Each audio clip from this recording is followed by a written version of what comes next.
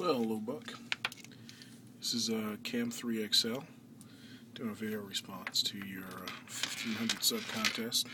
First and foremost, congratulations. And I think it's a really good subject matter because, quite frankly, doing those same searches on how to budget prep is how I found you and a couple other people. And what I'm going to do is remind you of what you and Yankee and the rest of those guys taught us, which is never forget the triangle. The three areas, man. You got firearms, you got food, and you got gear. And where I know your firearms are covered, I know your skill set's covered. You reload, so you probably have decent ammo, if not all the ammo in the world you need. We're trying to figure out what to do with new resources coming in. So I think I lean towards the food and the gear side a little bit. You and the new missus have been storing up your water there on the wall and, getting some canned goods and stuff put up, and you started gardening. So I know you got some efforts going on there. But the one thing I haven't seen a lot from you was first aid medical supplies. And, I'm just guessing, I could be wrong, but that might be a space where you could beef up a little bit. That's for you personally. For all the other guys out there, I'd share with them the same thing that you guys shared with us, which is, men-bound especially, do what you can when you can, do a little bit every day. I know what I had to start doing is I just got a cheap tote from Walmart or Home Depot, about, $4 or $5. They're little 18-gallon things in a snap-on lid. And I got one for each of my family members.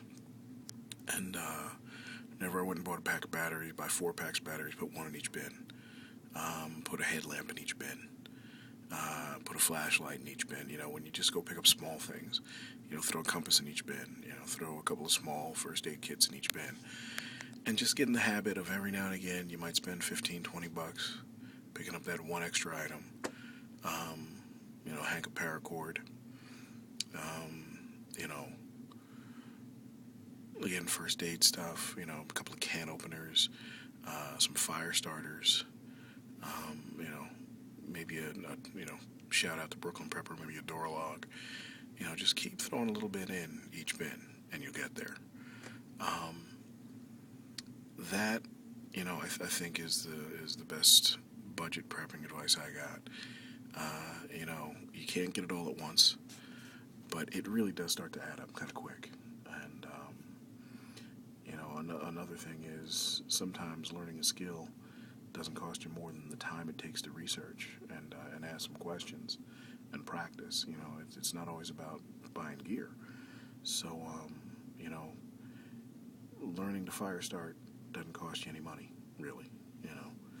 A little fat wood maybe, a couple of flint starters, but, nothing more than, $10 here and there, and you can sit there and practice all afternoon in your backyard. Just keep at it until you get good at it. That's what's critical.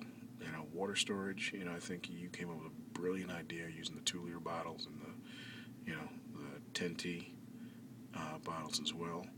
Fill something up and set it someplace. One of the big things that my wife and I had to get into is storage. Where do you start to keep all this stuff? It's a weekend project just to clean out a closet that you can use, or clean out a utility room that you can use. Building some shelving, or getting some old bookcases off of Craigslist that you can start to put some stuff on.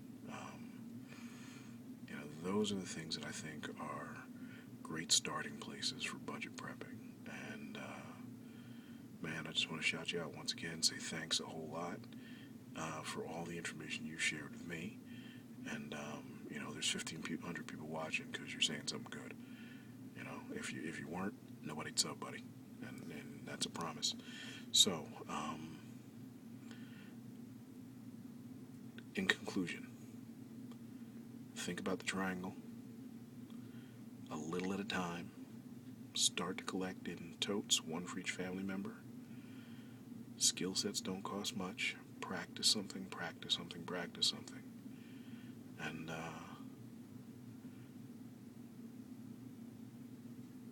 do what you can when you can. All right? Have a good one, man. We appreciate all you do.